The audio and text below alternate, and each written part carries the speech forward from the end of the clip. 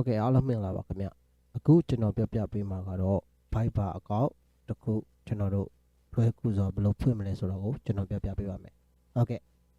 အဲ့တော့ Viber account တစ်ခုဖွင့်ဖို့ရန်အတွက်ကျွန်တော်တို့ Play Store ကိုတစ်ချက်သွားလိုက်ပါမယ် Play Store ကိုရောက်ပြီဆိုလို့ရှိရင်တော့ကျွန်တော်တို့ဒီပေါ်မှာပေါ့နော်ကျွန်တော်တို့ Viber ဆိုပြီးတော့မှ Viber ဆိုပြီးတော့မှကျွန်တော်တို့ရိုက်ရှာလိုက်ပါအဲ့တော့ကျွန်တော်တို့ Viber ဆိုပြီးတော့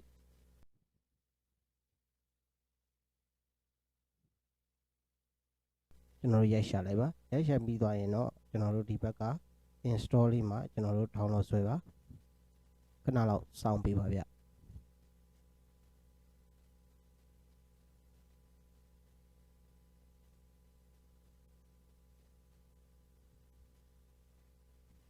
ကျွန်တော်တို့ကဒီ Viber အကောင့်ကိုတချို့တော်တော်များများလေးသုံးကြတာတွေ့ရတယ်ပေါ့နော်ဒါကြောင့်မလို့ကျွန်တော်တို့ Viber အကောင့်ကို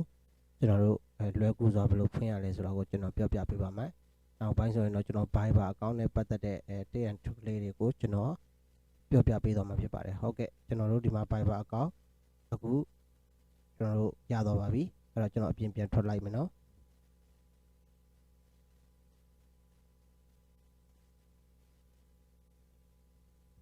ဟုတ်ကဲ့ဒီမှာပါ Viber အကောင့်အဲ့တော့ကျွန်တော်ဖွင့်လိုက်မယ်အဲ့တော့ Viber အကောင့်ကိုစပြီးတော့မှဖွင့်ပြီဆိုလို့ရှင်တော့ကျွန်တော် allow နှိပ်ပါပြီးရင်တော့ကျွန်တော်တို့ဒီမှာ start now ဆိုတာဟာကိုကျွန်တော်တို့နှိပ်ပေးရမှာဖြစ်ပါတယ်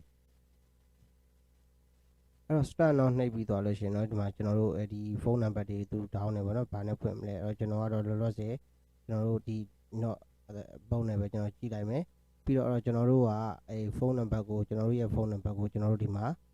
ရိုက်ထည့်ရမှာဖြစ်ပါတယ် Viber အကောင့်ဖွင့်ဖို့ရန်အတွက်ကျွန်တော်ဒီမှာရိုက်ထည့်ရမှာဖြစ်ပါတယ်ဟုတ်ကဲ့ကျွန်တော်ကတော့ထိုင်းနိုင်ငံမှာနေတဲ့အတွက်ကြောင့်မလို့ဒီမှာသူအပေါင်း66နဲ့အပေါင်း66နဲ့ကျွန်တော်ကုတ်ခံထားပေးပါတယ်တချို့ကတော့ကျွန်တော်တို့မြန်မာပြည်မှာနေတဲ့လူကတော့ကျွန်တော်တို့ဒီမှာcountry ရွေးချယ်ရမှာဖြစ်ပါတယ်အဲ့တော့ country ရဲ့မြန်မာပြည်မှာနေမြန်မာပြည်ပေါ့နော်ကျွန်တော်တို့ထိုင်းမှာနေတော့ Thailand ပေါ့နော်အခုတရုတ်မှာနေတရုတ်ပေါ့နော်သူနေတဲ့နိုင်ငံအသီးသီးကျွန်တော်တို့ထည့်ပေးရမှာဖြစ်ပါတယ်ဟုတ်ကဲ့ကျွန်တော်ကထိုင်းမှာနေတဲ့အတွက်ကြောင့်မလို့ကျွန်တော်ထိုင်းနိုင်ငံကိုကျွန်တော်ထည့်ပေးလိုက်ပါပြီထည့်ပေးလိုက်ပြီးသွားလို့ရှိရင်တော့ကျွန်တော်တို့ထိုင်းနိုင်ငံရဲ့ဖုန်းနံပါတ်ကိုကျွန်တော်တို့ဒီမှာထည့်မှာဖြစ်ပါတယ်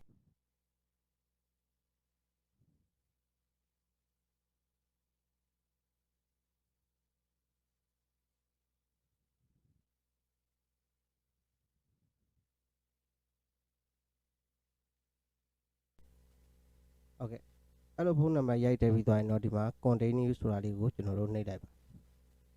ပြီးရင်တော့သူဒီဖုန်းနံပါတ်ကိုဒီမှာသူပြောတာတော့ဒီ edit ဒီဖုန်းနံပါတ်ကိုအသစ်ပြန်ကျွန်တော်တို့ပြင်မလားဒါမှမပြင်မဲနဲ့ကျွန်တော်တို့အတည်ပြုပေးမလားပေါ့နော်ကျွန်တော်ကတော့ဒီမှာရသွားပြီဖြစ်တဲ့ကြောင့်ကျွန်တော်အတည်ပြုပေးလိုက်ပါမယ်အလောင်းကိုနှိပ်ပါနောက်ထပ်အလောင်းကိုတစ်ခါထပ်နှိပ်ပါနောက်ထပ်အလောင်းကိုထပ်နှိပ်ပါအဲ့တော့သူ buffering your ဖုန်းနံပါတ်ဆိုရသူကျွန်တော်တို့ buffering code သူပို့ပေးလာမယ်အဲ့တော့ကျွန်တော်တို့ buffering code ကိုကျွန်တော်တို့ခဏစောင့်ပေးပါ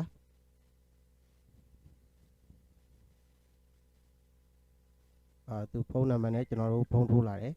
အဲ့တော့ကျွန်တော်တို့ brief ဖုန်းမကင်ပါနဲ့ဖုန်းကျသွားတဲ့အချိန်ထိကျွန်တော်တို့စောင့်ပေးပါဖုန်းကျသွားတဲ့အချိန်ထိကျွန်တော်စောင့်ပေးလိုက်ပါအဲ့ဒါဆိုလို့ရှိရင်တော့ကျွန်တော်တို့ buffering code နံပါတ်ကရသွားပြီဖြစ်ပါတယ်ဟုတ်ကဲ့အဲ့တော့ကျွန်တော်တို့ဒီပုံစံအတိုင်းလေးပဲကျွန်တော်တို့ကဘာဖြစ်လဲဆိုရင်ဒီမှာကျွန်တော်တို့နာမည်ပေးလို့ရပါတယ်ကျွန်တော်တို့ဘာနာမည်နဲ့ပေးမလဲအခုကျွန်တော်နာမည်ဆိုတော့ကျွန်တော်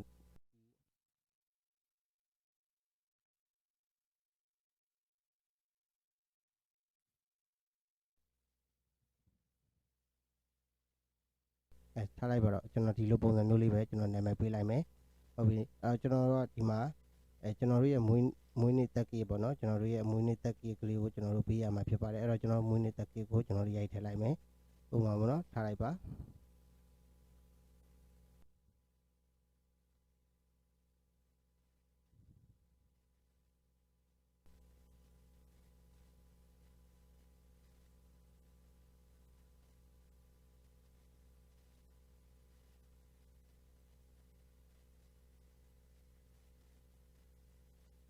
ထားလိုက်ပါဟုတ်ကဲ့ကျွန်တော်ဒီပုံစံတိုင်းမှာကျွန်တော်ရိုက်ထည့်လိုက်မယ်ထည့်ပြီးသွားလို့ရှိရင်ကျွန်တော်တို့ဒီမှာ okay ကိုကျွန်တော်တို့နှိပ်လိုက်ပါ โอเคကိုနှိပ်လိုက်ပြီးသွားလို့ရှိရင်တော့ကျွန်တော်တို့ဒါဒီမှာကျွန်တော်တို့ကဒီကအမှန်လေးပေါ့နော်တစ်ချက်ကိုအပြာလေးကိုကျွန်တော်နှိပ်လိုက်ပါနှိပ်ပြီးသွားရင်တော့ဒီမှာကျွန်တော်ဖုန်းကအသေးပြည့်တဲ့အတွက်ကြောင့်မလို့ဒီမှာလက်ခံမယ်ဆိုအပေါ်ဟာကိုနှိပ်ပါပြီးရင်သူမြေပုံတွေပါတယ်ပေါ့နော်ဒီ location တွေပါတယ်လက်ခံမယ်ဆိုရင်ကျွန်တော်အပေါ်ဟာပါဆက်နှိပ်သွားပါပြီးအလောင်းကိုနှိပ်ပါနှိပ်ပြီးသွားရင်တော့ဟုတ်ကဲ့ဒါကျွန်တော်ရဲ့ဒီ Viber အကောင့်ပေါ့နော်ကျွန်တော် Viber အကောင့်ကိုကျွန်တော်တို့ရရှိသွားပြီဖြစ်ပါတယ်အဲ့တော့ကျွန်တော်တို့ဒီ Viber အကောင့်ကလေးတစ်ခုရရှိသွားပြီဆိုတော့ကျွန်တော်တို့က Viber အကောင့်ကိုဝင်ကြည့်ရင်ရတယ်ကျွန်တော်ဒီထဲမှာကျွန်တော်ကြည့်ကြည့်မယ်အဲ့တော့ဒီနေ့ကနေရာလေးကျွန်တော်ပြန်သွားမယ်နော်ဒီမှာဒီအဆက်ကလေး30ကိုမိုးဆိုတဲ့အဆက်ကလေး30ကိုကျွန်တော်တို့ဒီမိုးဆိုတဲ့အဆက်ကလေး30ကိုကျွန်တော်တို့ကြည့်လိုက်ပါကြည့်ပြီးသွားရင်တော့ကျွန်တော်တို့ဒီမှာViber မှာကျွန်တော်တို့ဒီမှာပုံထည့်လို့ရပါတယ်ကျွန်တော်တို့ပုံပေါ့နော်တစ်ခုခုရွေးလိုက်ပါဘာပုံယူမလဲတစ်ခုခုဒီမှာရွေးချယ်လို့ရမှာဖြစ်ပါတယ်အဲ့တော့ကျွန်တော်ကဒီမှာရွေးချယ်မယ်ဆိုရင်ဒီမှာကင်မရာလေးကိုကျွန်တော်တစ်ချက်နှိပ်လိုက်ပါ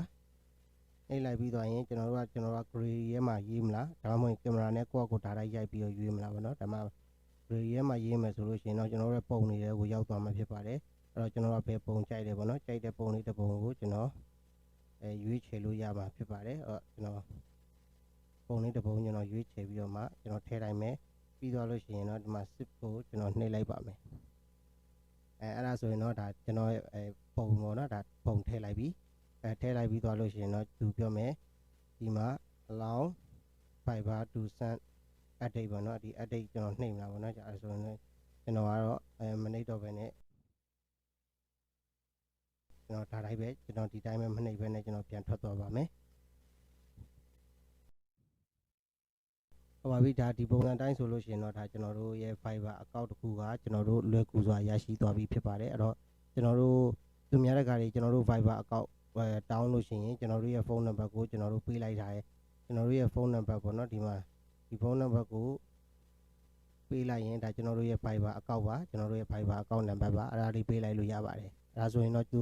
ဒီဖုန်းနံပါတ်တိုင်းထိုးလာရင်တော့ကျွန်တော်တို့ရှိကိုဝင်လာမှာဖြစ်ပါတယ်ဟုတ်ကဲ့ကျေးဇူးတင်ပါတယ်ကျွန်တော်တို့ Viber နဲ့ပတ်သက်ပြီးတော့နောက်ထပ်လာမယ့် tips and trick လေးတွေကိုလည်းစောင့်မျှော်ကြည့်ရှုနိုင်ပါတယ်ကျွန်တော်ရဲ့ဗီဒီယိုလေးကိုကြိုက်နေတတ်တယ်ဆိုရင်လည်းကျွန်တော်ရဲ့ဗီဒီယိုလေးကို like and subscribe နဲ့ follow ပြီးဖို့ကျွန်တော်တောင်းဆိုချင်ပါတယ်ဗျာဟုတ်ကဲ့ကျေးဇူးတင်ပါတယ် thank you ပါ bye bye